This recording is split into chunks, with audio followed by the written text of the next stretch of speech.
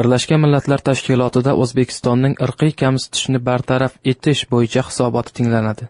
4 fevral kuni Jenevada Birlashgan Millatlar Tashkiloti irqiy kamsitishni bartaraf etish bo'yicha qo'mitasining 84-sessiyasi bo'lib o'tmoqda.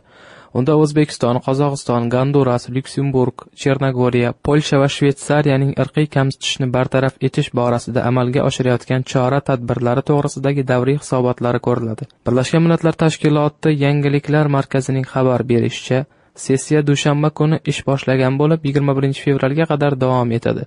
O'zbekistonning hisoboti 11-12 fevralga, Qozog'istonniki 12-13 fevralga mo'ljallangan. Qo'mita 18 nafar ekspertdan tashkil topgan bo'lib, vazifasi barcha turdagi irqiy kamsitishlarni bartaraf etish bo'yicha xalqaro konvensiyaning bajarilishini kuzatishdir. Konvensiya Birlashgan Millatlar Tashkiloti Assambleyasi tomonidan 1965-yilda qabul qilingan va 1969-yilda kuchga kirgan. Ushbu konvensiyaga 176 davlat a'zo bo'lib, ular BMT irqiy kamsitishni bartaraf etish bo'yicha qo'mitasi talablarining bajarilishi haqida hisobot beradi.